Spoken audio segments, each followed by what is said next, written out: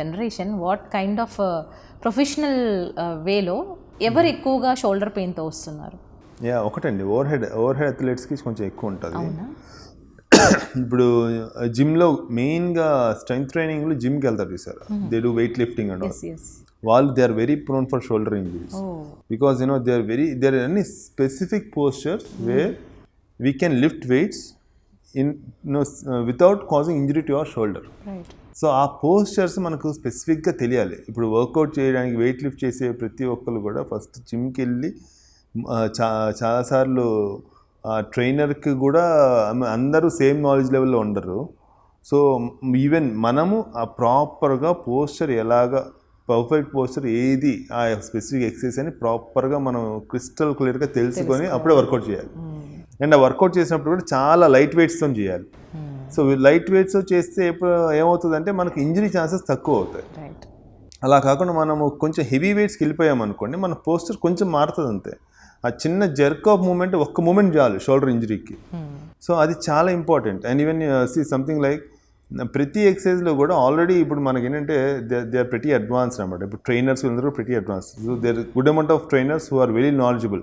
So వాళ్ళు కూడా ఏంటంటే ఈచ్ అండ్ ఎవ్రీ ఎక్సర్సైజ్లో వర్కౌట్లో ఏ పోస్చర్లో మనకు షోల్డర్ ఇంపింజ్ అవుతుంది అన్నది స్పెసిఫిక్గా ఈవెన్ ట్రైనర్స్కి కూడా తెలియాలి. అండ్ చాలామంది తెలుసు కూడా. సంథింగ్ లైక్ ఒకటండి, ఇప్పుడు మనం షోల్డర్ ఇంటర్నల్ రొటేట్ చేసేసి వెయిట్ ఎత్తుతున్నాం అనుకోండి. So this is the posture where మనకు స్పేస్ ఫుల్ నేరో అయిపోతుంది అక్రోమియన్కి ఈ షోల్డర్కి మధ్యలో. సో ఇంటర్నల్ రొటేట్ చేసి లేపినప్పుడు ఫ్రంట్లో ఇంకా ఇంత నేరో స్పేస్ ఉంటుంది. ఇంత నేరో స్పేస్ పెట్టి మనం ఇంకా వెయిట్స్ కూడా లేపామంటే కంపల్సరీ క్రష్ అవుతుంది అనమాట. సో ఇన్స్టెడ్ దీన్ని కాకుండా మనం వెయిట్స్ లిఫ్ట్ చేసినప్పుడు అంటే ఇంటర్నల్ రొటేషన్ కాకుండా మామూలు రొటేషన్లో పెట్టి లేపనుకోండి, దే సిగ్నిఫికెంట్ స్పేస్, అప్పుడు మజిల్ క్రష్ అవుతుంది. సో అందుకని మన షోల్డర్లో ఏ పోస్చర్లో ఏది రాంగ్ పోస్చర్ తెలియాలి. ఫర్ ఎగ్జాంపుల్ బెంచ్ ప్రెస్ చేస్తున్నారు, మొత్తం డీప్గా దించారంటే మళ్ళీ ఆ షోల్డర్ అంతా ముందుకు జరిగి మళ్ళీ ఇంపింజ్ అవుతుంది. సో సంథింగ్ లైక్ ఇప్పుడు మన బాడీ వెయిట్తోని డిప్స్ చేస్తున్నారు. ఈవెన్ డిప్స్ చేసినప్పుడు అంతే, మరి ఫుల్గా దిగామనుకోండి, సంథింగ్ లైక్ కొంతమంది చెప్తారు దిగు అని.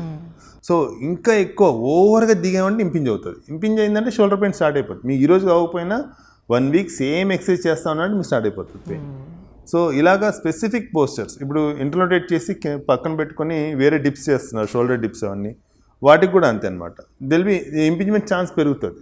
సో అందుకనే మనం ఈవెన్ వర్కౌట్ చేసే ప్రతి చిన్న వర్కౌట్ కూడా ఫస్ట్ దాని గురించి ఫుల్గా అనలైజ్ చేసి కాబట్టి రీసెర్చ్ చేసి ఏ పోస్చర్స్లో మనకు ఇంజరీ ఫ్రీ ఉంటామో చూసుకొని అది లైట్ వెయిట్స్తో స్టార్ట్ చేసి ఒక 1 వీక్ 10 డేస్ లైట్ వెయిట్స్తో చేసి మన బాడీకి కూడా మన సబ్కాన్షియస్గా మన ఫామ్ అంతా మన బాడీకి అలవాటు అవ్వాలి. అప్పుడు you can go for heavy weights. అప్పుడు చేశారంటే మనకు ఇంజరీ ఛాన్సెస్ బాగా తగ్గుతాయండి. అమేజింగ్ డాక్టర్ గారు. సో ఈ కాలంలో చాలా మంది మెయిల్ అండ్ ఫీమేల్స్ జిమ్ల మీద వర్కౌట్స్ మీద పడుతున్నారు కాబట్టి this will be helpful for them. Doing exercise is extremely good and doing strength training, resistance training is the way to go. దానివల్ల మనం ఏంటంటే ఏజ్ పెద్ద అయినా సరే we can lead in active life style which is very very good provided. దానిలో catch ఏంటంటే ఏ posture మనకు injury అవుతుందో మనకు స్పెసిఫిక్గా తెలుసుకోవాలి. సో అది ఎప్పుడు తెలుస్తుంది అంటే మనం ఎనీ వర్కౌట్ చేసేటప్పుడు దాని గురించి క్రిస్టల్ క్లియర్గా సిగ్నిఫికెంట్ రీసెర్చ్ చేసి మనం ఏ మూమెంట్స్ ఎంతవరకు చేయొచ్చో కనుక్కొని అప్పుడు చేయాలి. దట్ వాజ్ అమేజింగ్ డాక్టర్ గారు.